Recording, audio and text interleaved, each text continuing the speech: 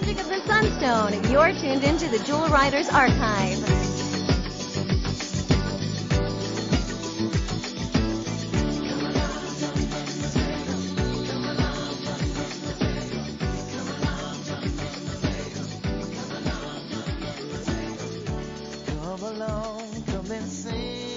Hey Jewel fans, I'm Chris. And I'm Ronnie from the Jewel Riders Archive. We're here today, September 10th, 2020, to celebrate the 25th anniversary of Jewel Riders. 25 magical years. It's so exciting. It's crazy, and I have so many more gray hairs. And we're joined by some fun friends from the archive. Yeah, we have the Circle of Friends back with us today. I want to introduce them all to you. We have Stormy, the founder of the Avalon website. Hello, everybody. Welcome back, Stormy. We also have returning champion Lisa Dawn of the Princess blog. Hello. And Natalie, formerly known as Morning Glory. On Stormy's Avalon website, a prolific fan artist and writer. Thanks for having me. Welcome back. And today we also have, for the first time with us, Elizabeth, who is another fan fiction author who I have worked with through a number of different fandoms, but most importantly, Jewel Riders. Welcome, Elizabeth. Thanks for having me. Great to have you. It's so exciting to have everyone together. I think, we talk about the circle of friends, and it truly is a circle of friends. And with a show that's so centered on friendship and about magic and the strong magic that is held within a friendship, it's awesome that we have this wonderful circle of everyone that we can turn to. We sadly were supposed to also have Jacksworth today, but unfortunately, from the Avalon archive, but unfortunately she had some family stuff come up. So you're here with us in spirit. We wish you were here.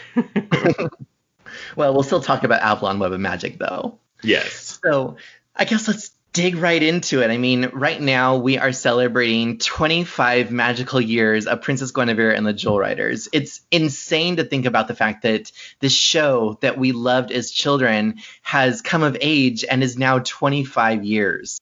That's just crazy, isn't it? That is crazy. And who knew that we would be here? Go ahead, Ron. No, I was going to say, I mean, and who knew that we would actually be here 25 years later still discussing this, or having a website that was dedicated to it, or, all these amazing things that have happened in the past 5 years, because this is also the 5th anniversary of the Jewel Riders Archive as well. That's right. Oh my gosh, I actually forgot about anniversary. Congratulations on hitting 5 years. Thank you so much. Yes, so it's 25 years of Jewel Riders and 5 years of the archive. So congratulations to both of these for their achievements. One slightly more achievement than the other. Well. You're right. The 5 year is a little bit more impressive than the 25.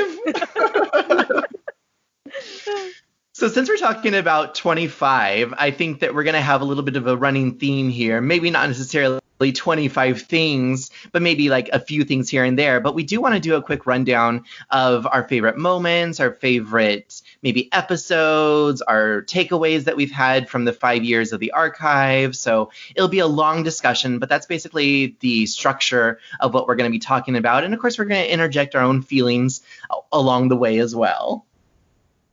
Yeah, so the first thing I think we wanted to ask everyone, so being the 25th anniversary, I wanted to know your top 2 episodes and why, and then your not so favorite to make 0.5, so 2.5 episodes for 25 years.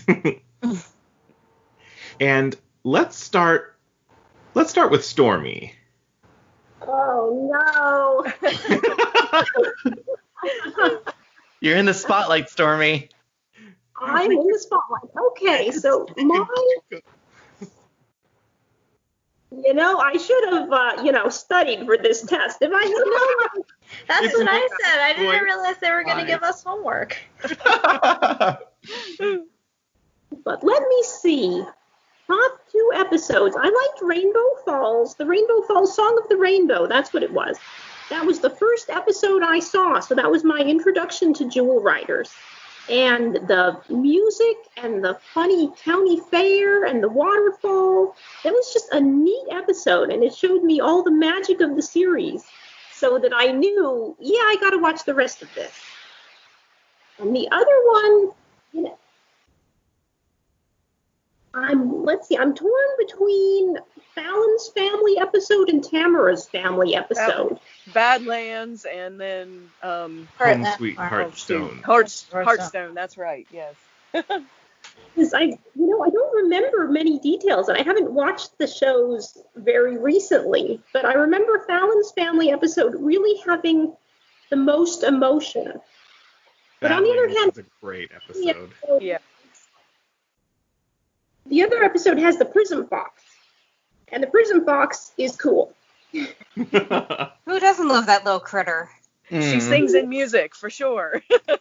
I remember seeing a fan made a plush of her a few years back, and I was like, give to me. Oh my goodness. That would be awesome.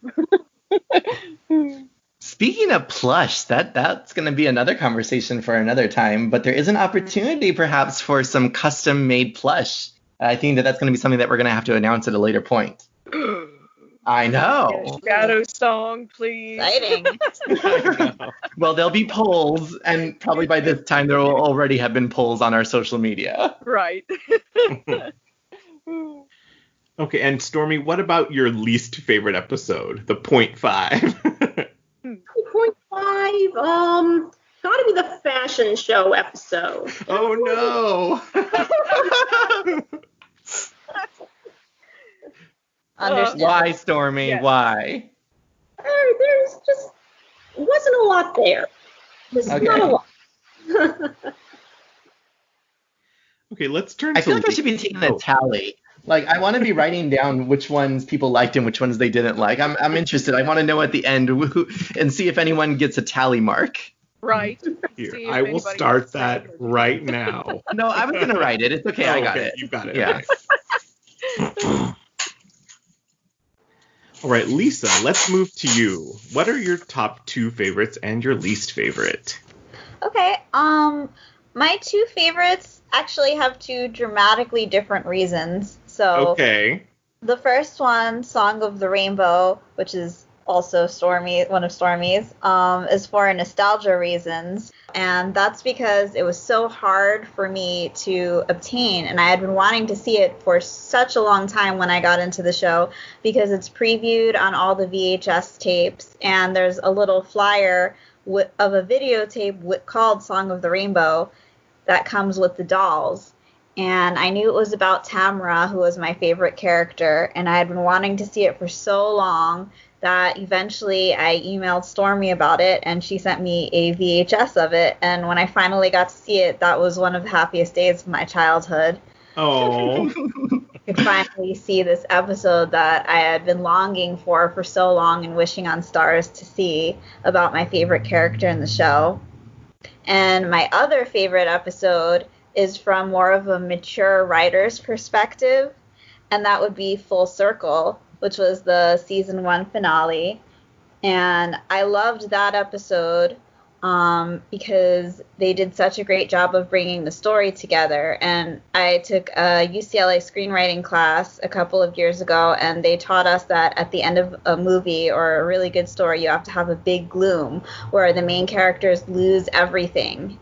And then that makes it way more satisfying when they all get it back. And in Full Circle, all the main characters lost the power of their jewels, and that was the worst possible thing that could have happened to them, which is why the music video that they played in that episode for I've Got a Friend. Friend in You, yeah. Yeah, A Friend in You. That was such a beautiful scene, and it was so emotional to me as a child and even today. And I just feel like that's the emotional peak of the series. I love that. I love that response.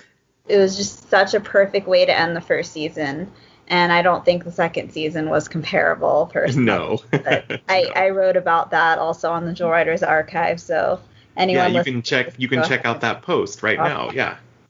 And as far as my least favorite, I think it's a toss-up between Mystery Island and Trouble in Elftown, because those were 2 episodes that I hadn't seen for probably about 20 years until people started posting episodes on YouTube, because the second season had a very odd airing schedule, and I missed a lot of it as a kid, so it doesn't have the nostalgia factor for me. But also, I just didn't think they were very interesting episodes in general. There was nothing in it that taught me more about the main characters or the lore of the show, which was what really appealed to me about it. So when I finally did see them years later as an adult, there was just nothing for me to take away. Yeah, I can see that. Okay, Natalie, how about your top 2 episodes? Top 2 episodes. I will agree with Stormy with Badlands. I loved that one. And that one, I loved the writer of that episode. I think I mentioned maybe last time that I wrote or emailed the writer and bought those scripts from her. So did you really? No, you did not signed... mention that the last time. I didn't. Oh, yeah. Somebody's in trouble. I know. I'm sorry. I can't think of her name right now, but she passed away. So I heard. Yes. It's like Catherine. It wasn't Catherine Jones. It was Catherine something. Yes. And she has since passed away, and she hand signed, they're signed, the ones that I have, and they're so I just they're in a box. Natalie, we need scans of these. House. I know. Please scan or take a We need photo. images. Right, I know. So yes, this coming September, I'll go up there and I will try to find them. But anyway, so I loved that episode that she wrote. I believe she also wrote Veil of the Unicorns, if I'm not mistaken. Yes, she did. So she wrote both of those. And they just seemed like a different, just the writing style and the focus. Now, she must have loved Fallon, because those were the 2 episodes she wrote about. Right. And Fallon and Tamara are both I have a toss-up, like a kind of a scale between which one of them, those 2 that I like the best, because their personalities. I wasn't the biggest fan of Princess Gwenevere. Not many people were. Yeah, I loved Sunstar. I loved her. I felt like there were definitely times I feel like her personality could have been highlighted a little more, and that's a different story. But so Badlands, about Fallon, and that one was emotional with the parents not necessarily being there to support, but then explaining why in the end. So that was a good one, I thought. And then that was, I guess, about my favorite one. I did like Veil of the Unicorns, maybe for the same reason, the same writer, but it wasn't quite as serious. This whole second season had a lot more campiness to it. Yeah, there's a high camp value. Very much. Yeah, and actually there are probably, I hate to say it, there are probably more episodes I dislike than there. But, well, you can only pick one. One. So mine is going to be a 0.5 for the one about the sword, Love Struck. Oh, yes. I just wasn't a fan. And actually thinking through everything, I thought Badlands was the first episode I saw all the way through. I caught the end of Love Struck one morning when I was getting ready for whatever on Sunday, the church or something. But anyway, and it was cool because it had unicorns and it had magic. So I was like, I'm going to try and watch this next week. And it was a whole better episode. So Love Struck just made Drake look like a dummy. And just, I don't know, the whole marriage thing. And we're trying to cater towards a certain age group of children. And at that age, hopefully they're not thinking about getting married. I was thinking about getting married at age 4. You're the outlier in the statistical analysis. Yeah. I was. Well, I mean, but I don't know. That one did not impress me. And then I'll have to agree about Trouble in Elftown. I wasn't a big fan of that one either in the second season. We'll come back to that later. Okay. Okay. Elizabeth, how about your top 2 and then your 0.5? Oh, guess I'm going to be the outlier and say mine come from season 2. Okay, interesting. Yes, Ian's debut episode. Prince of the Forest, okay. Thank you. I could not remember the name for the life of me. Hit the Beauty and the Beast button for me, and that's it. Yeah, it does play off those really classic storytelling ideas from fairy tales in that episode. Yes. And my second one has to be where Tamara finally gets her full jewel buddy. That's true. Shadow Song, yeah. Thank you. I could not remember the name for the life of me. I was drawing a blank, honestly. Yeah, there's a lot of love for Shadow Song out there. Finally got her unicorn. Everyone else had one, but she finally got hers. She got the most had extra one. unicorn She just had a of all. baby. Does the baby really count, though? No. At least in my What about fanfics, I'm redeeming her by not making her so much of a brat. What about your 0.5? I'm gonna have to go with Whom the Bell Trolls. Okay. That was the one that had the pack turning into frogs. Yeah. Yes. No. It's a very silly one. It's very second season. Wasn't that first season though? It was. Yes. Yeah. It's a harbinger of things to come. Right. Very bad harbinger. And that ghost thing that followed him just materialized suddenly. Yes. Yes. The Moore's ghost or whatever it was. Yeah. It's a good setting for a Victorian romance novel.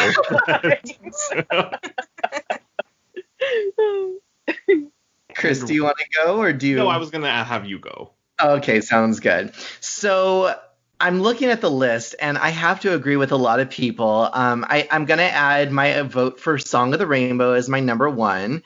And the reason for that is it was actually the introductory episode. I think that, well, Chris, you had seen Jewel Quest. And then when we started talking about the show and we got together and we actually came over and I went to your house, it was Song of the Rainbow that we first saw. And I think that for me... See, I have no memory of that. Well, it was memorable for me. And for me, I think that it was the magical element to it. It was the fact that this girl was in this trance. And as a child, I loved the Sleeping Beauty sequence where she's in the trance and she's like, kind of like walking around, like, under the spell. And so for me, that's something that I really attached to. And then the fact that Tamara was musical and she had pink hair, it was almost like an Ariel-esque love as well. So I think that kind of everything pulled together, and then that's the reason why I love Tamara so much. And so that was the episode for me that really encapsulates Jewel Riders. I mean, also when you watch a lot of like the advertisements or even like the trailers for the films, they often use sequences from Song of the Rainbow to advertise the series. So for me, that's kind of my number 1. And it's hard because I agree with Lisa. I love Revenge of the Darkstone and Full Circle. I think that as a child, I was always obsessed with the villain, like kind of victory stories. Like my favorite things to watch are in the Disney films. Like I love watching the climaxes. I love watching like the heroines finally like almost defeated and then like, the villain is vanquished. Like I love watching those sequences. But I'm going to have to say my second favorite is Morgana. And the reason why is, one, I was obsessed with the intro because I watched it over and over again when they showed that Tamara had a unicorn finally. Right. I was so excited that I just watched that intro over and over again. And I love the intro to the Morgana episode. So I love the Darkstone flying across the wild magic, and then like you have this new heavy, like, you know, this new villainess that you're gonna like be introduced to, and then there's even the battle scene inside of the Hall of Wizards. Like I've always found that little part to be really fascinating. I love the music, so I'm gonna say Morgana and Song of the Rainbow. So those are my two. Okay. My 0.5, I'm going to give another tally to Trouble in Elftown. For just the whole thing is a mess. Like, I'm sorry if anyone who we've interviewed has something to do with this show, had something specific to do with that episode, but just the idea of this, like, Western showdown and, like, this ice skating climax and just everything. Like, it's a mess. It really is. It should have been like Mess Elftown. That's what it should have been called. Right. You don't like trolls in a bar drinking milkshakes? Is that what you're telling me? What did he say? He's all like, sharing is for friends. You haven't made any friends here or something. The writing, the scenarios, everything. It's just a travesty. It's kind of like they just like threw stuff up in the air and let it fall down. And it was. Kind of it was like, okay, we have one more episode. It's like, and the episode didn't even, as Lisa's blog mentions, it didn't even forward the story. Like the whole point is like talking about the wizard jewels, and like all of a sudden there's these like, you know, untuned enchanted jewels. So really the bat and the twister are enchanted jewels, but then we never hear them again. It's just it's very odd. Yeah, I mean, it's like, even as a child, I was like, what a missed opportunity to make these 3 anti-Jewel Rider jewels and then put them into this story. That's a really interesting idea. Yeah, for sure. Because like then there could be the anti-Jewel Riders against and have Yeah, a villain. Isn't this a chance for Morgana to make her own team? You know, Right. You know what immediately comes to mind? Okay, we need a fanfic out there. Someone write this. It's like, you remember when the Power Rangers had like their like evil twins or something? It's like Yes, Rangers. I actually Yeah. do remember that. Yes.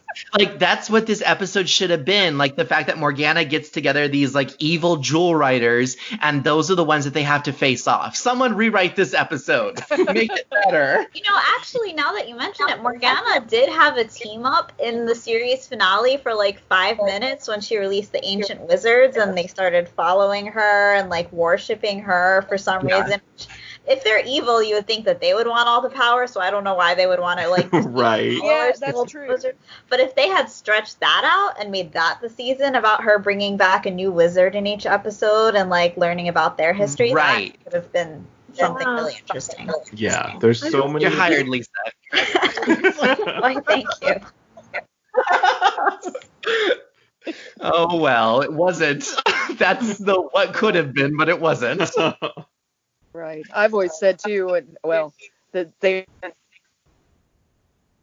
something a little bit more about the history of Guinevere's mom and dad as Jewel Riders, you know, Yeah. kind of what they did, because I guess it wasn't the same, you know, because the wild magic was not an issue. So. It's like, Right. So what did they try to do? Did they just run around like with their jewels and just like had magical gatherings or something? Like there was nothing to do. They probably were just training all the time just in case something happened, but then it didn't happen until Gwenevere came of age. How boring. So they were the reserves.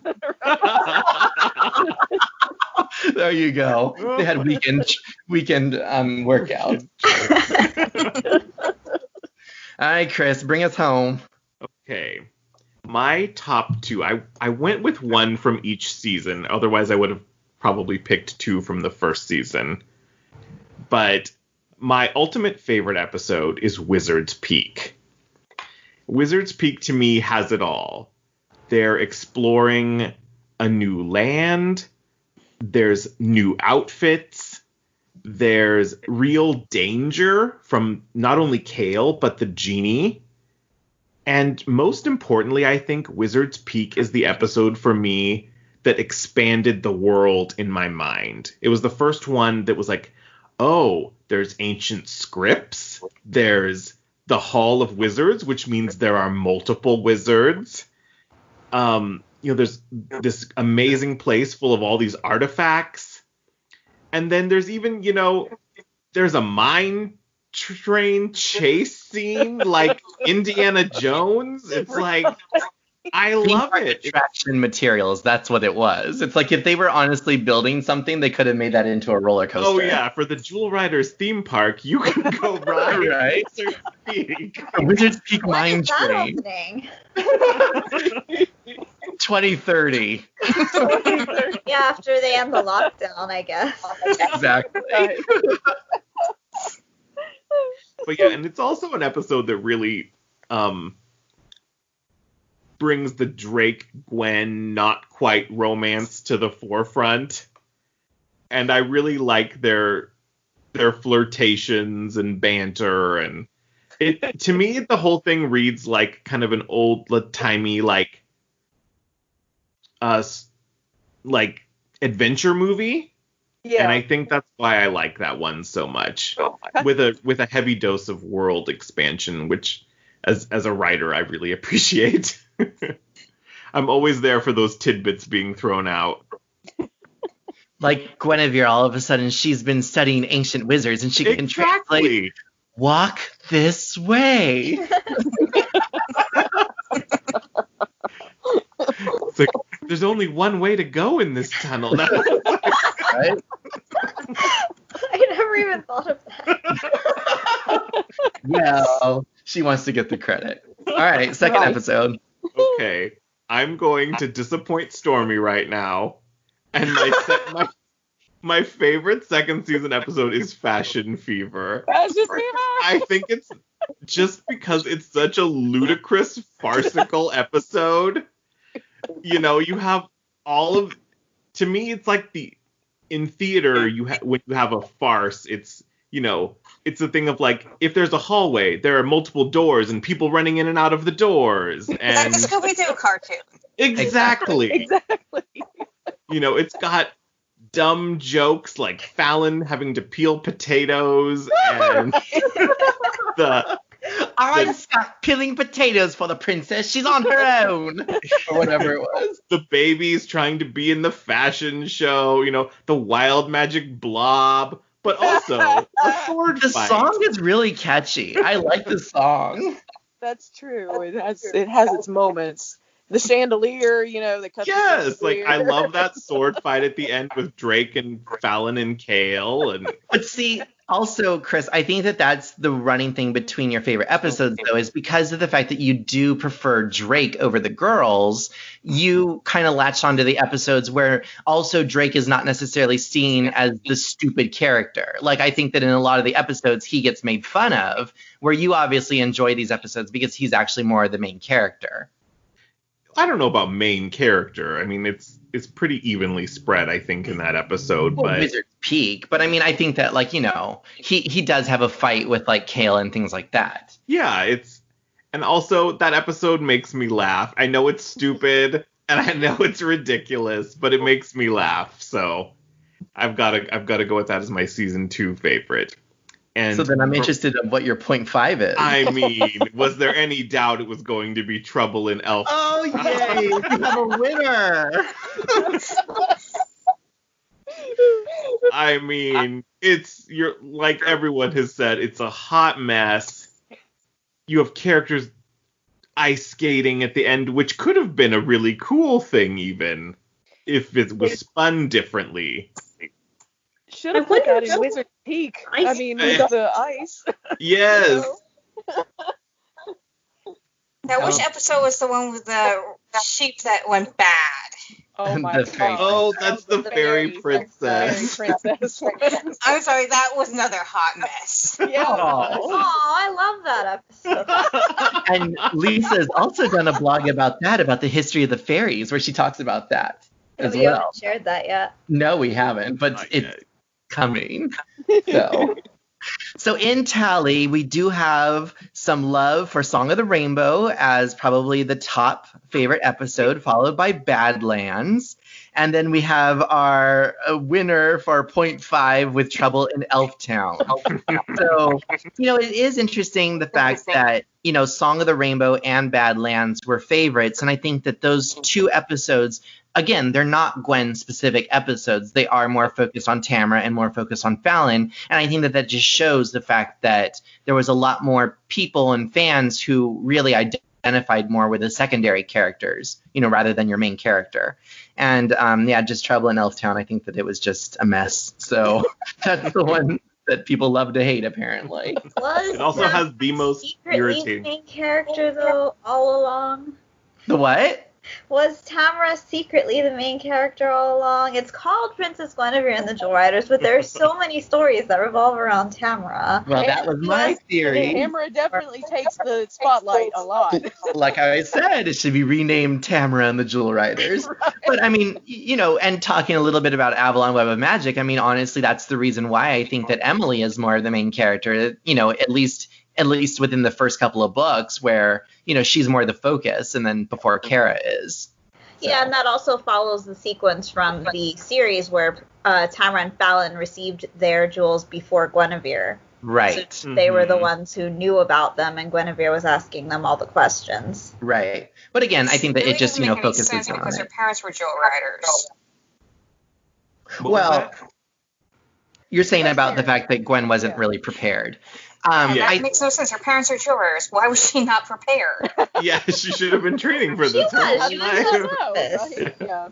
Yeah. It was a different kind of prepared. They were already jewel riders, so she was still learning, I do think if the show was rebooted today, I think Tamara would be the main character.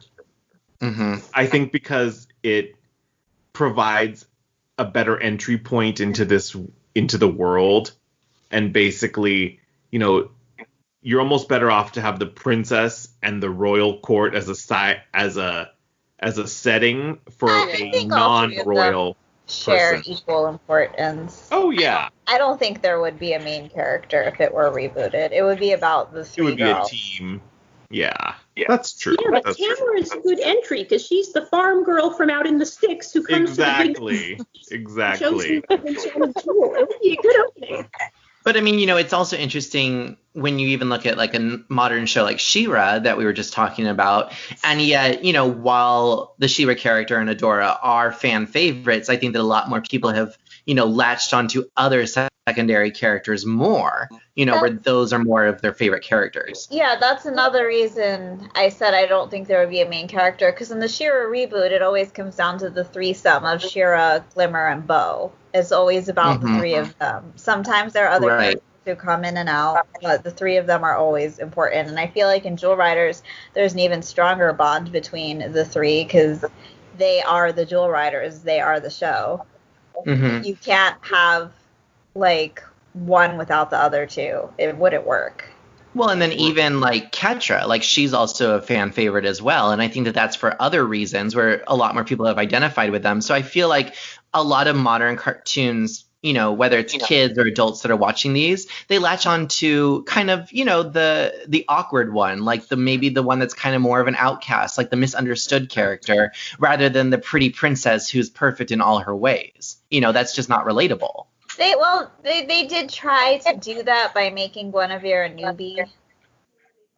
But then I even as a kid, I found it confusing that she became the leader immediately when she had just gotten her Sunstone, and Tamara and Fallon had been using their jewels for however long before that. Good old-fashioned royal nepotism.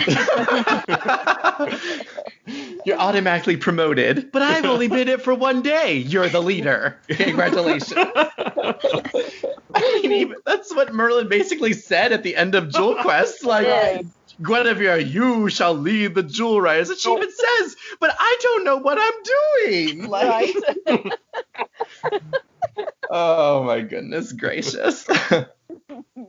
Well, it's interesting when we're talking a lot about like the different elements to each of the episodes and like the character development behind it. And I think that as we're talking about 25 years and about the 5-year anniversary of the archive, in that time, Chris and I have had a lot of opportunities to talk with some amazing people and to get some amazing insight. And I think that honestly starting this project, and I think that maybe, we can also talk a little bit about how this all began, but Chris and I, at least from my perspective, then I can just say Ronnie, I didn't really think a lot about many of these things. Like I didn't think about the development of the characters. I didn't think about the world building. I didn't think about a lot of that stuff. It was more like I liked this show as a child. And as a creator, I know that those things go into the development of it, but I just liked it for what it was. And so when we were starting the archive, I never really thought about all the work that goes into it until having all the interviews, having the discussions, talking with a circle of friends, like writing blogs and writing behind the scenes and editing videos and like getting the full picture. Like, I don't know how you guys felt. Well, I had received the show Bible like maybe a year before we opened the archive. And when I sat down to read that for the first time, it was like, ba-boom, my mind. That is how I felt when I first read it. It was an experience. Yeah, that's a perfect word for it. Like, I made myself like a cup of tea, and I sat down to read it, and it was just sat in your armchair. And... Exactly. Did you have your fireplace roaring in the background too? I think it was summer, so probably. But it was an experience because I think it's really the first time I had ever been able to see a piece of development work for a thing that I really loved. Right. That the show Bible, which you still haven't read, by the way. Thanks for exposing me. Oh, no. I told him, I was all like, this will be my anniversary gift to you. I will read the show Bible. After 5 years. Yes. Read the thing that started it. Right. Okay, do you know how busy I've been editing and producing and drawing and doing everything else for the archive? You can carve out 2 hours. But full faith. A little bit of story behind it, though, and talking about setting up the archive, it was because of the fact that Chris had gotten a hold of some of the behind-the-scenes artifacts, like, the show Bible and things like that. And so you started to purchase some of the items, like the scripts, the show Bible. I think that at that point you had also gotten the style guide and some other items. Is that correct? Right. Okay. And so That it was more... like maybe late 2013, somewhere in 2014. And at the time, you were sharing those things on different platforms because there wasn't the archive. So you were sharing them already amongst the circle of friends and amongst the Jewel Rider fans that were still alive. I mean, not still alive, but I was the sharing fandoms that them were as I alive. could with the live journal group. Okay. And then from there, we started to have conversations like, okay, there's still a small but mighty group who still enjoys Jewel Riders. We still talk about these things. We still exchange fanfic. Let's really think about a place where we can house all of this stuff. I mean, that's what I remember. Warehouse. But that was the whole point, Yeah, absolutely. It's, giving it a home, basically, again, on the internet.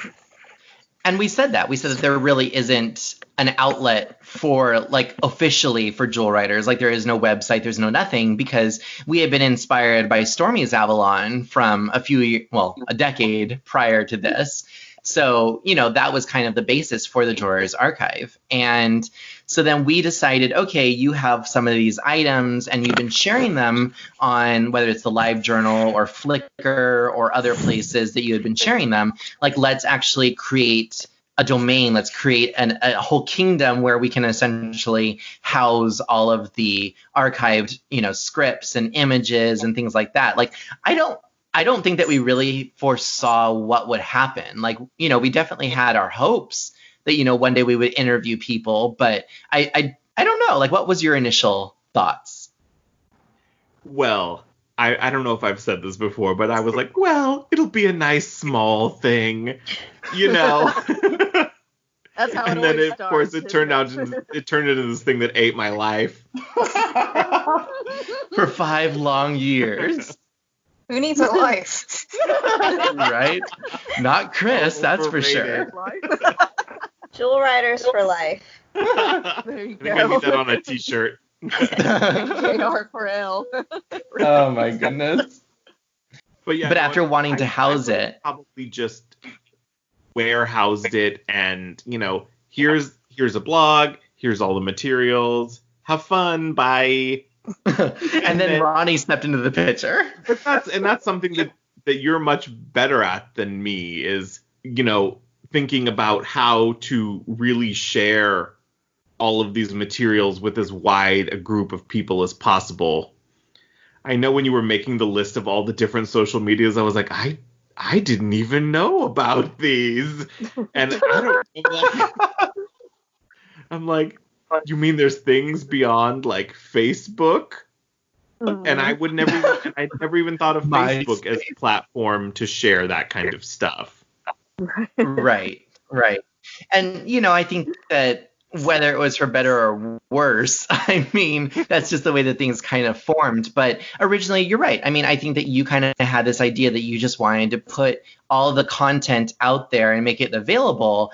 But when we were more inspired by other outlets, like we looked at rainbowbright.net, we also looked at heman.org, and we were inspired by the way that they had, podcasts and blogs and social media content and running articles and the way that their website was set up. And so those were really more the foundations of what inspired us and how we were going to, basically create the website. So Chris and I got together, and I think that this was about a year beforehand. So this must have been like 2014. We were at a Mimi's Cafe and we were having lunch, and we were just discussing like what all the website would entail. And basically we were formulating like, okay, what is our vision? What is our goal? What do we want to do and what do we want to create? And it was really there that we started to discuss, what the website would be looking like and called, and some of the logos. And I can share an image of that,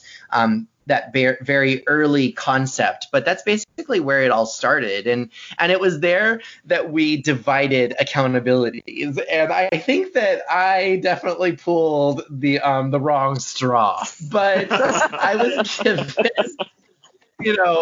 was given the artistic direction and the social media, and Chris was given the written content. Little did I know that I would become the social media person who answers emails and Instagram questions and everything. And it became overwhelming because I think originally, we were reaching out to everyone and we were like, oh, hey, do you remember Jewel Riders? Do you know about Jewel Riders? We were definitely trying to, build our profile, but that became doing it like every day. And I know, Chris, you were writing blogs like multiple times a month, and we were, doing updates every month, and we were just, it was a lot of work. Yeah, it was the second unpaid job that I never knew it was going to turn into for a while.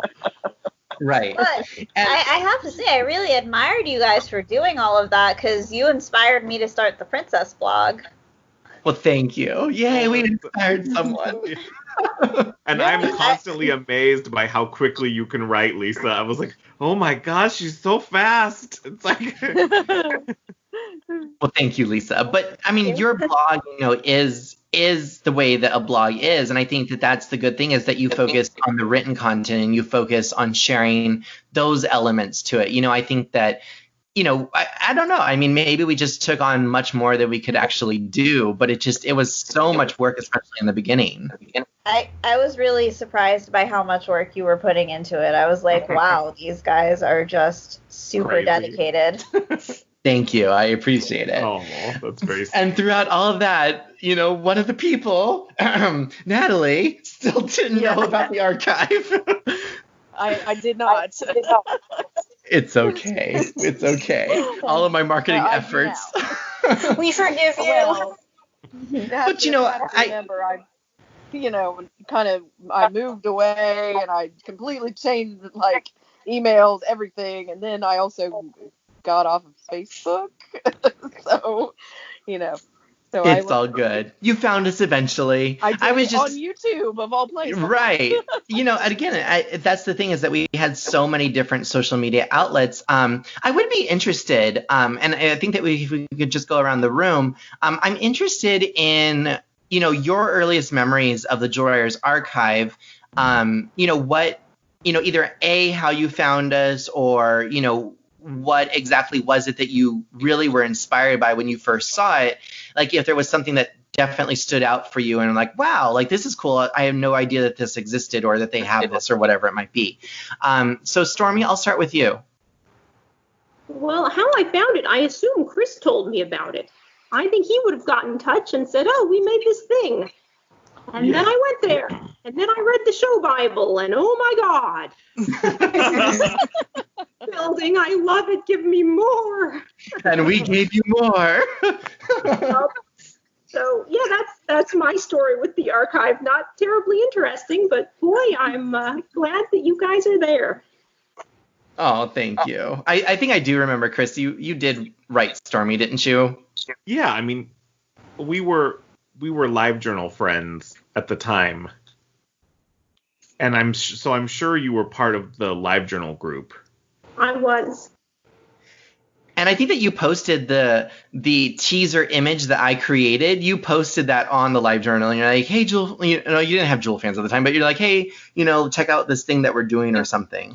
Yeah, I did, because it was really the only place at the time that I knew where other Jewel Rider fans were. Right. They're kind of spaced out a little bit, aren't they?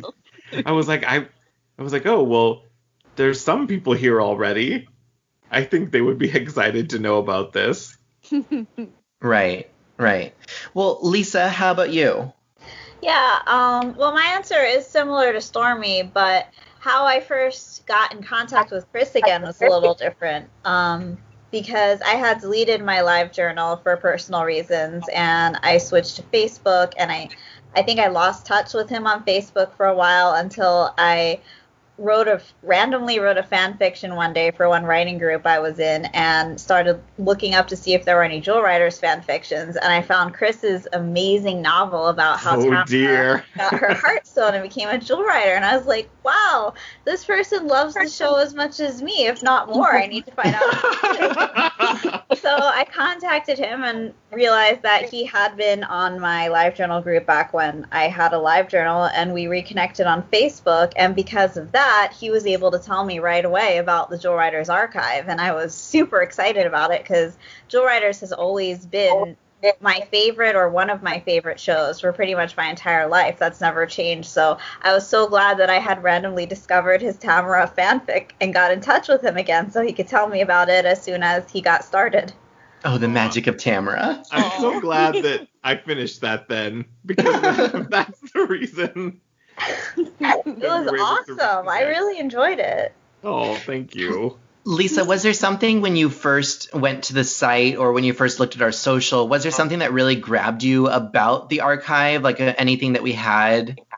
My earliest memory of the archive is when you were making promo videos for it and you re-narrated the opening narration from the VHS tapes.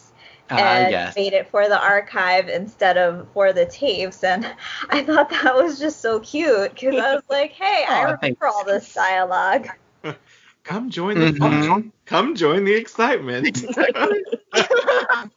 It's the greatest action superheroes of the 90s. Right. Yeah, I remember when I showed my VHS tapes of Jewel Riders to my college sci-fi club where we watched a lot of old school cartoons, and so I wanted to introduce them to it.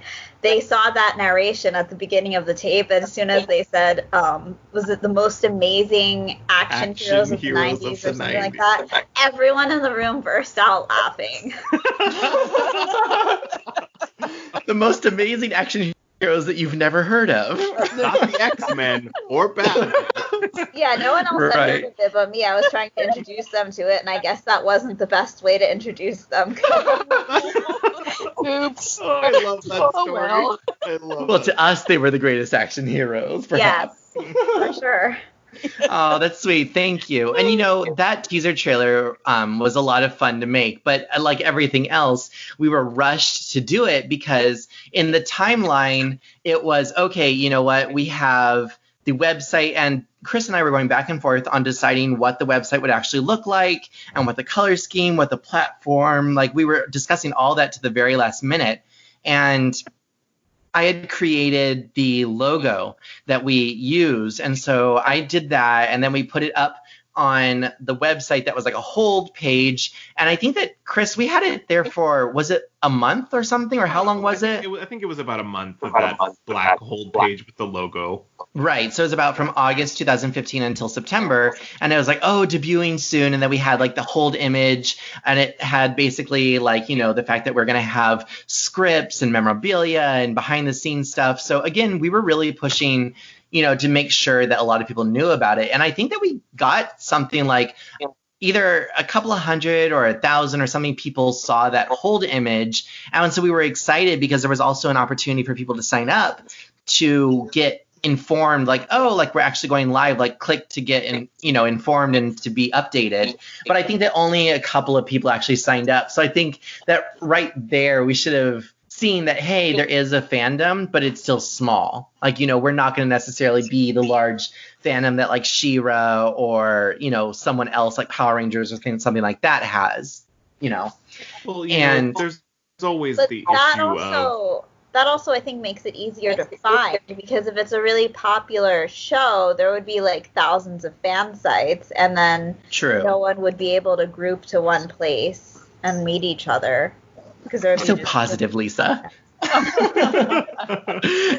that's true. That's one of the reasons I love Jewel Riders so much too, because the fan base is very defined and we all kind of know each other. Stormy has a nice quote for this. Stormy, I don't know if you want to insert your quote, but the whole reasoning, you were talking about being a fish when you were thinking about, you know, when you were creating your site. Oh, right, I remember. Fish in the small pond. Exactly. You don't want to be that small fish in the large ocean. You want to be the big fish in the small pond. So, and I think that that's how Chris and I felt, you know. It's the fact that we were able to, as you said, you know, Lisa, we were able to group everyone together, and we were able to have this go-to place where everyone could join. And it's like a, you know, a circle of friends. It's a family grouping.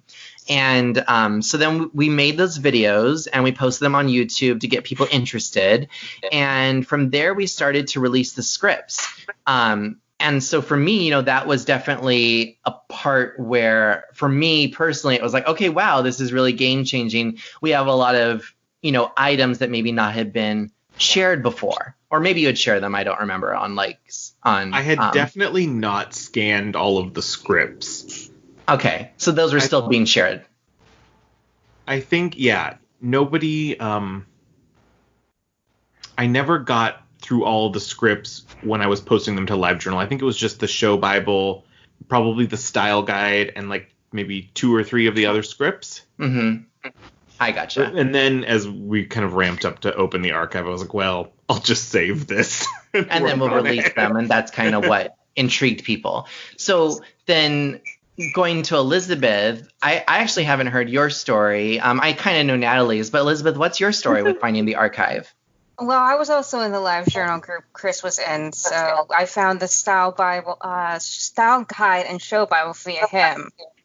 And then I've adopted the show Bible characters as mine. Mm-hmm. Yes, I know you like Tara and Brand quite a bit. And I always like reading your little fics with them. And I was like, oh, there's some love for these poor 2 little forgotten characters.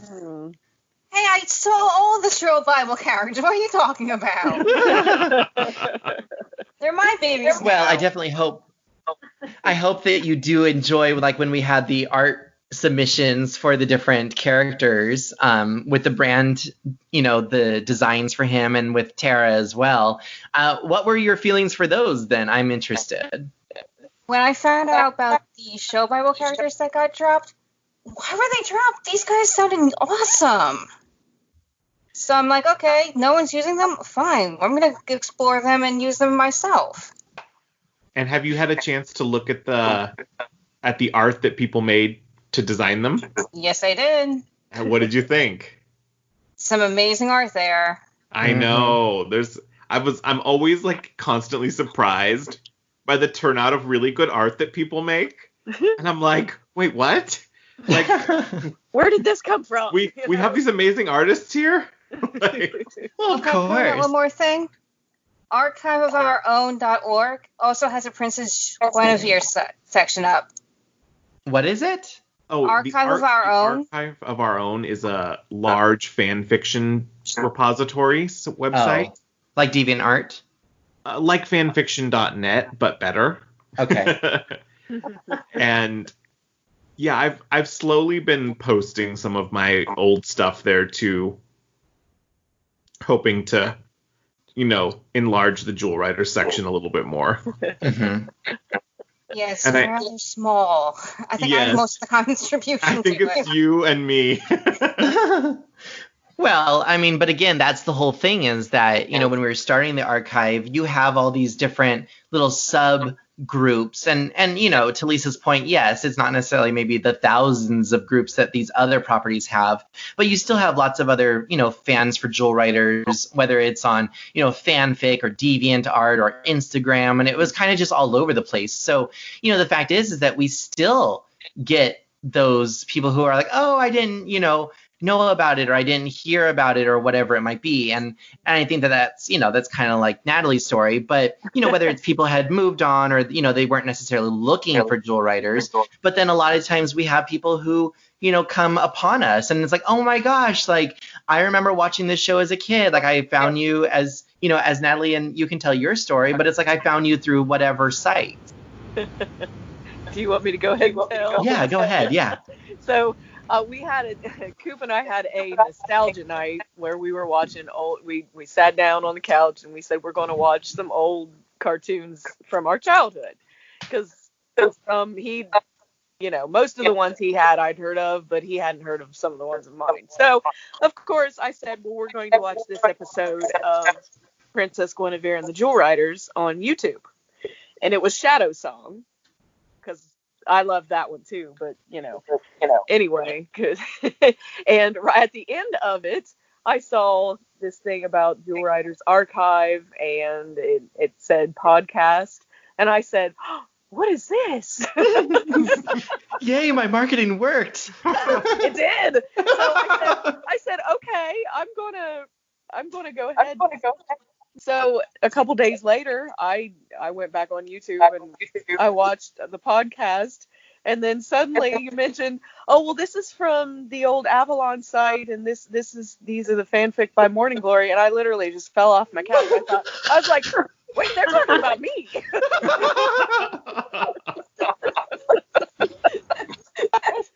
I automatically had to send an email.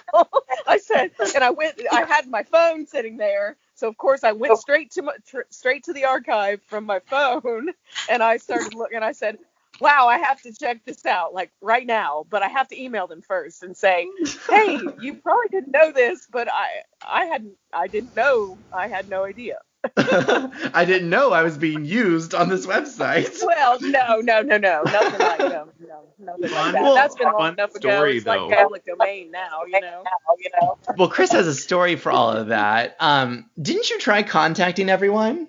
Who? Like everyone that was associated with the fanfics. Like you tried reaching out to anyone that you had their contact for. I pulled all the email addresses off of the old Avalon website on the Internet Archive. And I tried emailing people to see if it would go through, if we could have permission to repost their stuff. So, Natalie, there's a good chance that we emailed you, but it probably just bounced back with a bad email. We emailed an ancient email. Right. Found in the Hall of Wizards. The Hall of Wizards, somewhere in one of the scrolls. Exactly. Well, that's fine. I'm overjoyed you wanted to use my stuff. That's fine. Well, thank you. We appreciate it. But, I mean, and we do have that, and who knows? I mean, maybe someone will find an old story that they wrote, and they're going to find it somewhere on the archive, maybe a few years from now, and then they'll listen to this podcast. But I mean, that's the thing, is that I think that because of the fact that we have a small outlet for our fandom, and previous to this, a true website is really only Avalon. So with Stormy's help, we've been able to archive all those fan fictions, which Chris has just finished uploading to the website.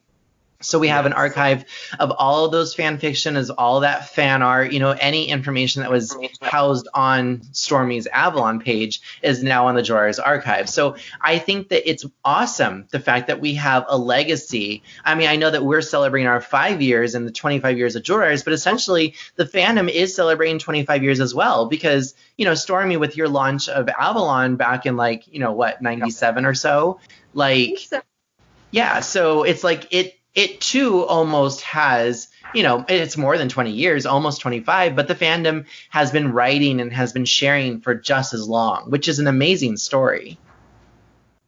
It's an amazing story, especially for such a small cartoon. Right. And it brought everyone together, which is what I love most. Not small to us. No, right. No. I but think, comparatively. Yeah, I know. Compared to the juggernauts of things like Transformers or She-Ra or He-Man or... Those are also older shows. Mm-hmm. Because they were in the 80s. So they have a good 10 or so years on Jewel Riders. So it's She-Ra's anniversary this year as well. Yeah, she's actually turning 35 this year. Here in September as well. 35. It's the same thing. So I'm turning 35 too. Just not in September. But yes, everyone's celebrating this year. Isn't that fantastic? Jem also turning 35? Oh, Jem is also? I think so. Wow. I don't know. We'd have to do some research on that. Well, that's fantastic. And the magical it is. This year is Jem's 35th. Yes. Wow. Look at that. So many amazing memories. Another pink-haired singer. Exactly, who's the lead singer. So after we decided, okay, we're going to start the website, and then we launched it and we had all of our promotional pieces, what we started with was the scripts. And I know, Chris, you took a long time to scan all that stuff and to share it. And then you were done with your work, a year later? And then I started my work, which was digitizing and editing all of the episodes. So after you released all of the scripts, I started releasing all of the episodes. And what was fun with this is the fact that this was the first time that the Gwenevere episodes, to our knowledge, had been released in entirety to the world through social media. Because before this, it was just a lot of Starla episodes. Yeah, that always frustrated me. Even official releases have the Starla version. And I'm like, but it wasn't the one that was released here. Right. The one official DVD that they released changed Starla. the Starla logo on the cover to say Princess Gwenevere, but then when you play it, it says Starla. And the logo wasn't the Princess Gwenevere logo on the cover. It was the Starla logo, but they changed the text. Yeah, I think the whole thing is just mixed up. Yeah, but yes, you're right, 100%. Did they ever explain why they had two different names? Actually, yes. Greg, I may just not have seen that part. Sorry. No, yeah, it's basically a quick recap is that they couldn't license the name Gwenevere for release in the United Kingdom. Okay, I see. Understood. So she became Starla there. Mm-hmm. I mean, there's other, speculations, as you said, releasing the name, but it could just be that the, United Kingdom is much more closer to the Arthurian legend. So releasing the show where her name is Gwenevere, but yet it follows nothing of the actual lore could have been, met with some angry fans. But Greg specifically said that international names often have to have minor spelling changes or conjunction changes. So a simple, less specific name that translates better, because there's too many ways to translate, like princess. So if you said Princess Gwenevere, it's just easier just to say Starla, and that can just translate to any language. So that's basically what the reason is. But that is something that people constantly ask is, why is it two names? Why is it Starla? Why is it Gwenevere? And that's just the simple reason. Yeah.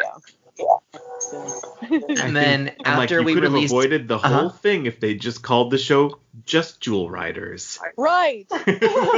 And just focused on all three of them. It wouldn't have changed the dialogue, but I mean, they still would have had to change the dialogue. Right. right. But Like for, the only other example I can think of is Aisha from Winx Club, who sometimes is called Layla, but sometimes is called Aisha. But her name is Aisha, like canonically. Mhm. They just temporarily made it Layla for a little while. The good old 4Kids dub. So we released the Gwenevere episodes, and we also released the Starla episodes and the French episodes as well. That was a bit of an archival, just a fun adventure in itself, because we purchased the French DVDs and then I ripped the video from the French DVDs because they were better transfers. And then we used the audio from our original VHS that we recorded back in the day when the show was being shown in syndication. And I also used the audio from the officially released VHS tapes. And I blended all of them together to create the videos that we have. So some of the video content is from a torrent, some of it's pulled from the DVDs, and then the audio is from the VHS tapes, because I find that the VHS tapes have better audio, imagine that, than some of the later VHS to DVD transfers, like the one that was released on DVD. Like, those just don't have good audio to them. So that's the audio that I used, and I kind of Frankensteined them all together, and that's what we have. Sewed it up, hit it with lightning. It's alive! Gwenevere lives! Yes. And then we started sharing more behind the scenes. Like, then we started to have the, just the amazing wealth of the library that we have. Like, we started to show some of the images that show, whether it's a design detail or character development, or then we also got the videos from behind the scenes where they're showing the recording sessions. And then we got a chance to interview Carrie Butler. And then we got a chance later, to do all these other conversations with people. So it really started to evolve and change. And I think that something that just started out as, someplace that Chris wanted to just share his scanned scripts just really turned into something much more. No, and I think the podcast, which hopefully everyone enjoys. I think the podcast is sort of emblematic of that, because it did give us a place to talk to some of these people like Corinne Orr or Greg Attore, and kind of have those conversations with them, and really just learn about behind the scenes of Jewel Riders and Avalon Web of Magic, and this in particular has been a really fun thing to do. I've really enjoyed doing the podcast, I have to say. Because also I get to chat with all of you. I'm glad that you enjoy it. Yeah. That's right. And like I said, I mean, I think that it's definitely changed, because it went from originally, we were just trying to house a couple of documents that we had, to really growing a collection and to reaching out to people and to making friendships. And, you were talking about the amazing artists that we have, and it's through the social media and it's through the outlets that we've created that we've created a lot of these relationships, and just as we are astounded by some of the writing ability of all of you, there's those amazing artists out there that, like, I'll tell them, hey, can you create this? And they whip it up. And an hour later, like, oh, here, I created this for you. And it's like, whether it's drawing jewels or drawing characters or fan art or whatever it is, just the entire Jewel Riders community is just, it's so amazing. And I love the fact, as we've said, that we are small enough where we're close knit to each other, but big enough that we really reach all across the world. I mean, we have someone who contacts us from France, or maybe someone from, England or Russia, or, where Asia, like wherever it is in the world, we've been able to all come together, which is just this amazing feeling. I love it. Isn't it magical? It is magical. Isn't it magical? So I did want to ask everyone here, kind of what are some of the things that you have enjoyed basically learning from the archive and all the materials there in the last few years? I loved that Gwenevere had a sister that was never actually in the show, you know. Mm-hmm. Never would have thought that.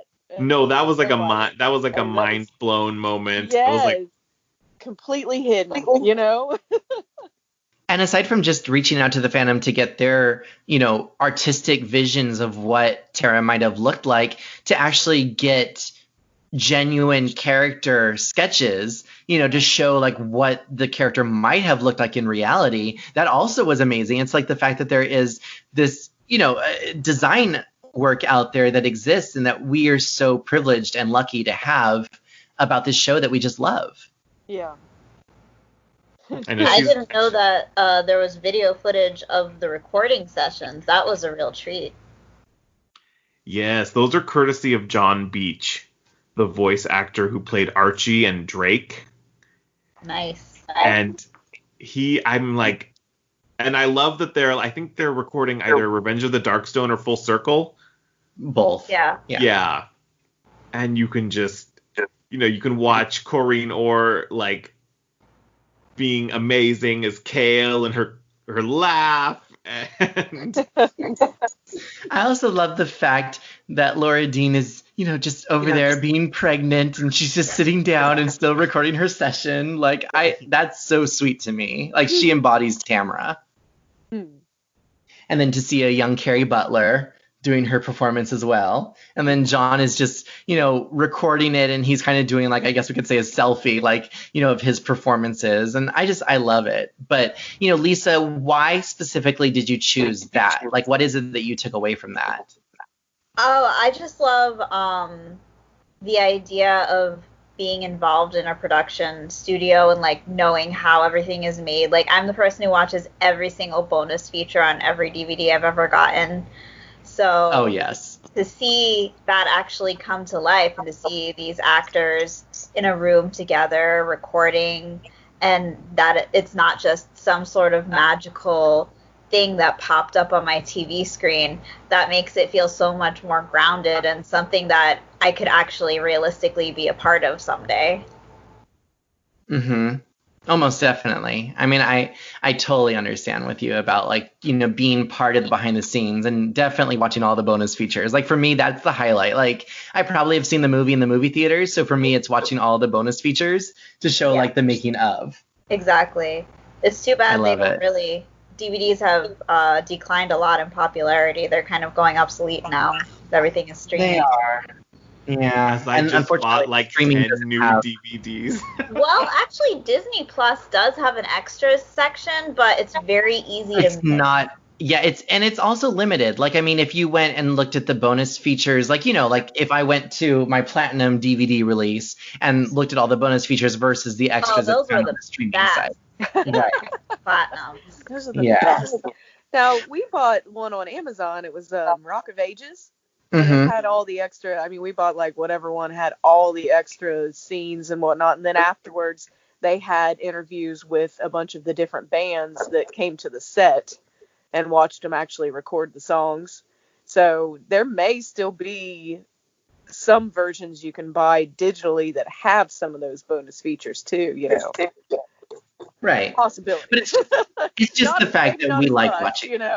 Right. And, I really have to thank the people who had enough foresight to essentially help archive this stuff. Like the fact that someone held on to these, Jewel Writers development sketches and the scripts and, all of this behind the scenes stuff. Recording of exactly like on, recording the recording session. Like it wasn't professionally done. It's not like the director actually sat down, and Robert was like, okay, we're going to record these recording sessions for posterity. Like, no, like they weren't even saved. But you remember, I mean, for a lot of people, and this is something that fans often, I find it interesting. Like when fans do interviews, they always ask the artist or whoever was involved, like, what was it like being there, or did you know that it was going to be a classic or whatever? And it's like, no, it's like a lot of these people, this is just a job. Like, they're just actors, and they just came in, they did their work, they did their job. They didn't walk away thinking that it was going to be something that someone would still be talking about, you know, decades later. Like, no matter what the project was, like, even people who worked on like classic films, like, if you ask someone, they're like, no, I went on set and we just created whatever, you know, Mary Poppins or whatever. It's like, we didn't think about it. Like, it wasn't something like that. You know, we weren't so privileged to be part of it. So, yeah, I think that. I'm not even sure Carrie Butler realized that the show had a second season, because the one time I met her and I asked her why she didn't do the second season, she said, I didn't? There was a second season? Well, that's a whole other conversation. But yes, that was my interview with her, essentially. Yeah, it's just another job, basically. Exactly. But then you have someone like Greg, she left you know, to go do Beauty and the Beast in Toronto. Correct. I think that's what she did. Surmised. Yeah. Because we're not really sure, but that's when Jean Louisa came on. But I mean, as far as like how we're saying with actors, and it's like, you know, it's truly someone like Greg who's able to share their experiences because they truly love the property. They loved what they were doing, and they share, you know, it, and you can hear the love in their voice. And that's just what I enjoy, especially about the podcast, is talking to people who truly enjoy it. Well, I think it goes back to somebody who invested creatively versus somebody who showed up for work. That makes sense, for sure. I also really liked the Enchanted Camelot previews that you posted from before it became Princess Gwenevere and the Jewel Riders, and I feel like even if it had been made like that and it had been called Enchanted Camelot, I probably would have loved it just as much. Oh yeah, me too. And Fallon had a wolf. Yes. Mm-hmm. Yes. Well, and this is something that, you know, we can definitely share. I mean, there is going to be a lot more content. So if you've enjoyed what you have seen so far and all the things that you've learned about with like the scripts and the behind the scenes, you are going to love what we have planned for the 25th anniversary. We have a ton of development, sketches, art, behind the scenes items, just everything to share with you throughout the 25th anniversary. So it's going to be a lot of fun. Yes, I can't wait to see this we've stuff. We've been busy. Now I'm really curious. It's been scanning and archiving and like literally hundreds and hundreds of things. Like, we have received an amazing donation from a benefactor. So we have everything that we need to share with you guys. Ooh. Which actually leads to one thing that we did this year that Stormy was a part of when we did the Traveling Archive Showcase. I mean, I know we've talked about this prior, but, you know, just even Stormy's, like, takeaway from just everything that we had to showcase there. I mean, just imagine that now everyone gets to see it essentially on our social medias and on the website. Stormy, I don't know if you have input from there. I have no particular input. It's really cool. Okay. And I could not believe that you actually had the Shadow Song figure. Yeah. I was like, that was the thing that blew my mind the most, was the Shadow Song toy. They actually have it. And I don't even know how much I know we've shared photos of the prototypes and things like that, but like we have a lot more like physical prototypes to share as well, and art and just everything. So it's a lot of stuff. Oh, wow, more. I cannot wait. More is coming. We're excited. We're also exhausted, but we're excited. We're developing a couple of projects for some physical goods that, as outside of what we do with Redbubble designs. We're working on making enamel pins of the 4 main jewels, so the sun, moon, heart, and forest stones. And by the time of this release, those are already available. Yeah, they should be coming soon. And we're also working on a zine to basically trace the development and history of Jewel Riders and its fandom. So like kind of like I don't want to say a coffee table book, but because it won't be that nice. Oh. but it will be available as well. Yeah, so it probably won't be available September 9th. Probably not. Well, Yeah. it's in the works. How about Yeah. that? It is. Should be by the end of the year, at least. We hit a couple of bumps here and there, but we are working on it. Yeah. We also took a poll regarding an official DVD release. I was going to make DVDs and have them available for sale, but we've hit a little bit of a setback on that as well, but those should be available later in the year as well. They're probably going to be an on-demand product, so if you're interested in having an actual copy of them on disc, we'll probably have those available. And we also talked about custom plush. We've been working with the art director, and he wants to create custom plush of the characters. So that's going to be something else that will be available by this time through the anniversary as well. So those will all be amazing things that are available in commemoration of the 25th anniversary of Jewel Riders. That is so awesome. I wonder if he can make me a plush Thunder. Oh, that would be I'm sure so he cute. can make you whatever it is. Like a little chibi Thunder, you know? Yes. Will they be able to do So- a plush Sunstar with the wings? I know. Well, there's definitely, we're going to be taking a poll. So by this time it'll already have been up, but we're going to be asking what animals are the fans are most interested in. It's all going to be custom. It's all going to be Archie. custom. Yes. So yeah, All right, that's And exciting. Archie that will, is the sit on my shoulder and tell me how I'm doing everything wrong. And have the little glasses off his face, you know?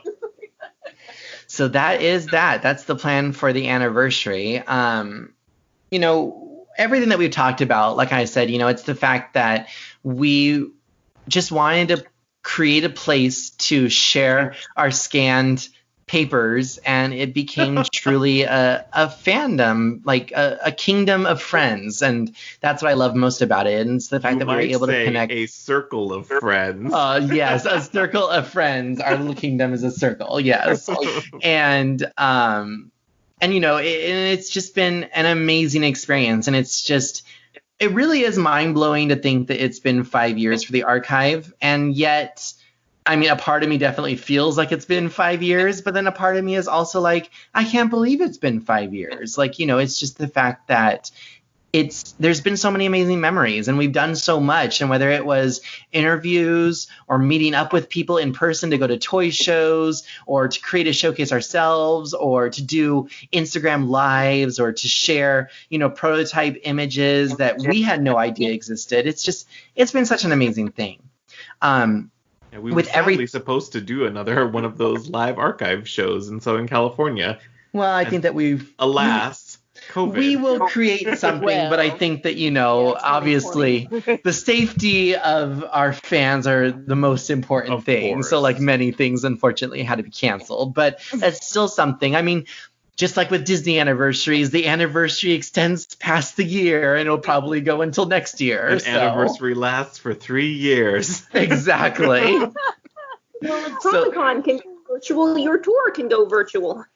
Yes. I mean, I Yes. think that we already kind of had a virtual, but the whole, just like as you said, the whole experience is actually being able to see the prototype and to be able to hold it and everything. But that's definitely a plan. And I know that Lisa and I will work together and we'll create something, you know, a little meetup or something here in Southern California. So Unfair to us who live on the East Coast. I know. I would love to. You'll have to I be would love to virtual, do an unfortunately. East I'm Coast sorry. thing. I would love to do. Grab Corrine Orr from. I was going to Sure. say Corrine is over there too. So we'll have to go and grab her and we'll say, okay, Corrine, come with us. We're going to have We're a gonna meetup kidnap somewhere. You for Jewel Riders. I would say She really it was could so be sweet. The Outer Banks, but it's kind of out of the way. Oh my goodness. Well, those are some great takeaways that you had mentioned. If there's anything else, we're going to go down the list, but I am curious to see, again, if you know, what takeaways you found from throughout the archive and when we started it 5 years ago, but also if there hasn't been something that maybe that's been on your mind and, you know, maybe it's a question that you still had or something that you didn't necessarily hear answered. If there's something that comes to mind, I would love to hear it. So let's go ahead. Lisa, I'll start with you. Is there anything? I might be speaking for several people when I say, is the Avalon series still in production or was it canceled? The animated series? Yeah. Okay. As far as That's the we closest know, thing we're ever going to get to a reboot. As Yes. far as we know. right. And there's a whole story behind that too. As we have discussed, with some of the people that were involved with the actual creation of Avalon Web of Magic, and also with Jack as well from the Avalon Archive, when Robert, went away from Jewel Riders and wanted to create, his own kind of property, his own storyline. That's the reason why Avalon Web of Magic is so similar to Jewel Riders, is because he wanted to actually have something that he himself, owned. And it's interesting because at the very beginning, when they started posting a picture, and they posted a picture of them watching Jewel Riders, like, oh, referencing the classics, we're like, oh my gosh, like, there's obviously an accepted relationship between these two properties. Like, we already knew some of that, but this was just confirming it. And so when we try to have conversations regarding production, that, as any Avalon fan will tell you, we've been hearing that it's been in production for the past couple of years. The long and tortured history of production. Exactly. Developmental hell. Exactly. Before that, there was supposed to be a movie. Yes. It was a yes. live action movie, but then that turned into an animated series, and then the animated series turned into, well, maybe not. I don't know. Well, and Allie, as she said in the podcast, she did the conceptual art for what, just at least when they were pitching the story, what it was going to look like. So they did, they have been working on it. But I guess like any production company, they're going to tell you, yes, it's still in production. Like, yes, we're still working on it. Like, maybe it just might have been, placed on hold for a little while. But every time we ask, it seems like it's still in production. So we haven't been told at least no as of yet. So Yeah, It's like that. I know the Voyager World Instagram disappeared for a hot minute. and then it came back. Is they're back now, right? Yeah. Well, as far as we know. Yes. What is Voyager World? Voyager World it's Voyager.world is the Instagram that it's basically Robert Mandel's development Instagram, which is wow. very rarely ever updated. Like, the last thing there is from October of 2018. No. But it's I know. But it's that But that's the one that they posted the picture of them watching Jewel Riders on the TV as well. And it's one that we've reached out to them, and they've told us before, they're like, oh, thanks for keeping them, the history alive, and thanks for keeping Jewel Riders around and things like that. So it's something that we've tried reaching out to them, but unfortunately, it's not to say that he doesn't have a love for it. It's just some people just maybe might be camera shy. I don't know. We've heard Robert Mandel is a very private and shy person. And that may not be his immediate, priority right now either. Right, exactly. Jewel Riders has been produced and has already made it out there, so that could also play a factor. I mean, it possibly could, Like I said, it varies with the experiences that we've had with certain people with, tell us about Jewel Riders, and then there's crickets. I worked on Jewel Riders. And then the next one, tell us about Jewel Riders, and then they can't stop talking about the amazing time that they had on set, So it just varies. It really does. So it's just like everything else. People exactly don't remember it. Exactly. But that's a good question, Lisa. Thank you. Thank you. Was there anything else that was on your mind by chance? No, that was my question. Okay, sounds good. I didn't know if you had a list of other things that you took away from the archive that you've learned in the past 5 years or anything. I did have a short list, but I already... Yeah, I would love to hear it. Did you? Okay. Yeah. Okay. How about Stormy? Stormy, do you have any question that maybe we haven't answered, or something that you're still a little confused about? Well, my burning question is in the same vein. I would love to get Rachel Roberts and talk to her about the creation of the Avalon series. I think that's something that I just love to know more about it. How did it happen? How did they contact her?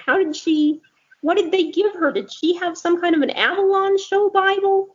I would like to hear more about the birth of the Avalon book series. Mm-hmm. But that's, probably something we can't get unless Rachel Roberts comes out of wherever she's hiding. Yes. Well, I know we've gotten the two other people who were involved. We had Right. Deborah Davis and Ali Strom, the singer and the artist. And it's like, we're missing the third piece of this triangle. Your interviews with them were really good, though. I learned a lot. Thank you. I'm so glad. I'm so glad. It was a fun, for me, it was also expanding my world and my understanding because, like so many things, I had never read Avalon Web of Magic. This was my first time reading it.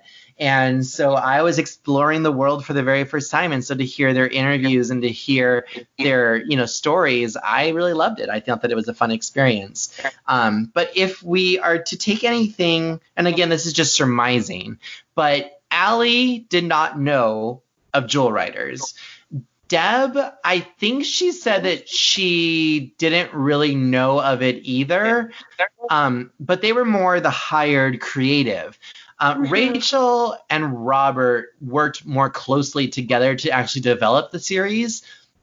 So I'm going to assume that she had some sort of access to a Jewel Riders something. Like Yeah, I'm assuming that she was. I don't know, Chris, if you have anything to weigh in there. I mean, there's so many specific references. Mm-hmm. And that very well could have just been Robert. Right. I mean, once we learned that they actually wrote the series together. Yeah. There's a love for Jewel Riders in Avalon. Yes. Mm-hmm. Not just references, but like affectionate references. Yeah, very like thematic elements that come over almost wholesale, It's like... And Elizabeth, in your experiences with the Jewel Riders archive, is there anything that maybe is still a burning question on your mind? It's regarding, do they ever discuss why the pack has wolf heads for their helmets? I don't think that we ever did. The wolf pack? I mean, you mean versus like actual like the armor like helmets, kind of like the motorcycle helmets? That's a good question. Is there a logical reason besides whoever said the just wolf theming? I don't know. We will ask and we will get back to you. That's a good question. I like it. Was there anything also, I don't know if I heard your answer or not, but Elizabeth, was there anything that you particularly took away from your experiences with reading or, the blogs or listening to podcasts for the archive? Was there anything that really stood out to you as like an amazing learning moment? Like, wow, I had no idea that happened. I'm going to say finding out about all these characters in the show Bible that kind of fell by the wayside. Like, who are these people? Why were they not taken in? Mm-hmm. I mean, I would love to have seen Sean and Brand and Alex and Melody and Tara. Well, of course, those were just the names that eventually turned into the main characters. And on that note, it's interesting because on some of these like model sheets, they're dated 95. And they're still calling Tamara Melody. They're still calling Drake Sean. And even as we see as you mentioned, in the show Bible and in the first scripts, they still have those original names. Like Alex Fallon is still Alex. And it's like, how late in production, were they still going by these other aliases? And I know that there's been examples of this in animation history. Like I can give Snow White as an example. I mean, even into a couple of months before production, they were still doing color testing of her costume, and they still had her in all yellow before they made her into the blues. So I think that sometimes in animation, we don't realize just how basically, to the wire changes are being made, like before they're being recorded and before they're actually going into animation. Well, it's like you think they have to have recorded the dialogue a lot earlier. I'm like, I wonder if there's dialogue out there recorded that has people calling her Alex or Melody or Sean. Yeah. Mm-hmm.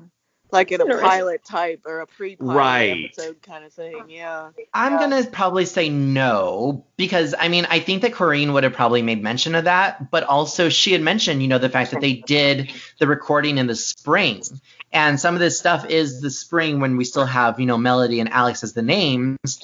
And then, when we were also discussing about the music, Lewis was also saying about the fact that he would get the tape and then he would go home and have to make the music for it and write, and do all the instrumentals and then send it back to them for release, basically, for them to do it the next week. So, I mean, it seemed like all of this was just being done really, really quickly, which is amazing to me. It's like the fact that you basically put together a 22-minute episode or 20-minute episode without credits, like in the matter of a month or two. It's just, that's insane. Yeah. I mean, that's television. I guess know. when you do, like Saturday Night Live, they do it in a week. Right. That's just so insane to me. Yeah. But like how you said, I think that is the difference between this isn't a Disney or a Warner Brother, animated feature film. This is just a, cartoon. It's a kid's cartoon that is to be released, on the weekend and Sundays at that, like ridiculous timings, and the times are changing. It's like, and you definitely see a change in the animation from the first season to the second season. But it's just, again, those are things that I didn't necessarily think about. But as we've gotten along further into the interviews, it's given us a little bit better of a timeline and understanding. Yeah. They kind of really just kind of tucked it in. It was the hidden gem, so to speak, Mm-hmm. Exactly. Unfortunately. Right, exactly. Because otherwise, if it was on after school, like on an after school slot during the weekday, there may have been a completely different fan base for that show. True. It could have been more like the Disney afternoon. Like afternoon Right, programming exactly. block. Yeah. Not 8 a.m. on a Sunday morning. Right, yeah. Change to 7 a.m. and then 5 a.m. This is like Oh my goodness. Princess, another show, Princess Tenko. It was at 5:30 in the morning. I'm trying to figure out which children are up at 5:30 in the morning. I actually we dug were out a bunch of Well, yeah, I understand. It was just because I knew the show. right. But that's another thing that Chris has to share. Yeah. I just dug out like a couple of cells I have from Tenko. Oh, nice. I need to take photos and scan still, and yeah. Well, this is also something that we're going to be working on, and what the future of Jewel Writers is, and what we're going to do. And I think that recently, especially on social media, at least from an Instagram story perspective, I've been sharing a lot of other properties. So whether that's My Little Pony or Disney or Barbie or something else that is the similar interest, I've been sharing that. I've been getting a lot of good feedback. So I think that there will be a lot more blending of the fandoms in the near future, where it'll be more of a circle of properties, essentially, where they're all related. So whether it's Sky Dancers, Dragonflies, Tenko, Jewel Riders, they're all going to be kind of this blending of a 90s kids focused social media site and things like that. So that's what we're going to be working on. Okay. Yeah. So lots of fun to come. Fun, yeah. And then, Natalie, I know that you you had mentioned it at the beginning, but was there something specific? I know you had your takeaway. If you have more, you can tell them now. But, was there something that maybe came to mind that you were still questioning or that hadn't been answered yet? Not necessarily. Mine are always like mine are always the history stories. Like I said, Anya and Jared and their animals, and it would be nice to kind of know what kind of happened with them, which nobody's ever really written or, and they really didn't address any of that, and they may not even know because they never had to focus on them. So that's kind of my thing. Like, there are still parts of the archive I still need to explore because I'm still fairly new to it. So, well, we're going to be undertaking a organizational project on there. So. Yes, by the time this podcast is released, the archive will have also been given a fresh coat of paint and has been refurbished, and it will be reorganized, and it will have a ton of new stuff. So yes. There'll be lots to investigate and lots to go digging around and find all the hidden jewels. Yes, so to speak. Awesome. Well, Wow. Ronnie, what about you? What? What have you learned? What have I questions learned? Do you I've still learned have? the next time that we say that we're going to do something, I'm going to keep my hands to myself when I raise my hand to say that I'll take on something. That's what I'm going to do. Famous last words. Exactly, right? Exactly. Sure. I mean, I would honestly say for me, the biggest takeaways have been the behind the scenes. I mean, I never really thought about a show that I love, about all the work that has gone into it. So for me, I think I love hearing Greg, and I love, talking to him, and especially hearing about how everything is so related, like especially with, my love for Disney and Little Mermaid and Barbie and things like that, to hear about how it's all related. But then to hear about on an even deeper level, like how Tanko and how Wonder Woman and how all those kind of are all related toys as well. And it's like, wow, like it's just that kind of time period of like 93, 94, 95, 96, and how all these properties are kind of related. So for me, that has been the most fun of hearing the history of the toys. I think that's what I really have enjoyed. Yeah. And how about yourself? I think personally, I really loved finally knowing that Pern connection, that it was originally developed as a Dragon Riders of Pern television show before being flipped to Jewel Riders, was actually true. It's one of those apocryphal things that you think, like, that can't be real. And then it turns out that it is. And we'll share a couple of development documents for that. Yes, we have the Pern documents as well. Letters to Mattel. And that I think my mind was blown that Greg took the doll development bodies for Wonder Woman and the Star Riders, the unproduced toy line, and used those to sculpt Jewel Riders, which is amazing, but also breaks my heart because because they've been destroyed. Yeah, because they're basically gone now forever. Right.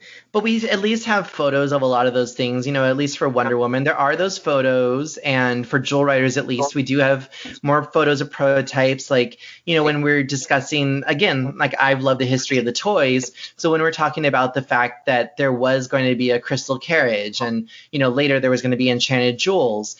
Again, as a child, and recently Chris and I just remade the wooden jewels that my grandpa and I originally made together. It was just the enchanted jewels, but my grandpa and I had originally created all of them. So even like the bat jewel and the twister jewel and everything that was a jewel in the show, we created out of wood. But Chris and I worked together and we created new jewels. But again, it's hearing the story about the development of the toys. And so we have more photos of that little crystal carriage that was going to be created. And I love seeing those pictures. Like, they're just so fun to see and to hear about the story. Like, I love the connections and the history of Enchanted Camelot and how it all kind of came together. Yeah, that's true. You concur? Concur. Yes. So again, we want to thank everyone for coming on today. We featured Lisa, Natalie, Stormy, and Elizabeth sharing their memories of Jewel Riders and 25 years of fandom and memories and magic. And if you want to find out more about the Jewel Riders, you can find us at jewelridersarchive.com or on any social media at Jewel Riders Archive. You can also find our podcast on Podbean, Stitcher, Spotify, Google Podcasts, Apple Podcasts, and many other places. And I also just want to take this... Oh, sorry. Please leave us a rating and review. If you've enjoyed it, it helps our discoverability. And I also just want to take a chance to just, again, do a shout out to 5 years of the Jewel Riders Archive, and to anyone who's listening to this. You have been a part of this history, and you have helped us to create the amazing circle of friends that we have to this day. So thank you for everyone who is on our social media, who has followed us on whether it's Instagram, YouTube, Facebook, who have liked our pages. And again, if you yourself have not already shared these pages with your close friends, be sure to host a movie night and show them Jewel Riders. Say, okay, everyone, we're going to sit down and we're going to watch Jewel Quest and create new fans, because that's really what it's all about. It's the turning of the circle. So, to 5 years of the Jewel Riders archive and 25 magical years of Princess Gwenevere and the Jewel Riders. I'm so glad we're all here celebrating this right now. Jewel Riders has meant a lot to me over the years. And so I'm so glad to be able to celebrate this with all of you. Thank you. Thank you. All right. And as we always like to close the podcast, we like to use a line from the show. We like to say, friends together. Friends forever.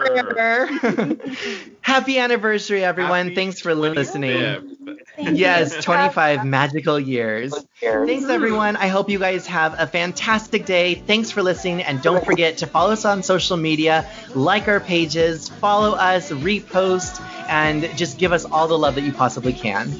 Share our circle of friends with your circle of friends. Exactly. Right. Bye, everyone. Well, Jewel power, everyone, and here's to more magical years. Bye, everyone. Bye. Yay, Jewel power. Bye.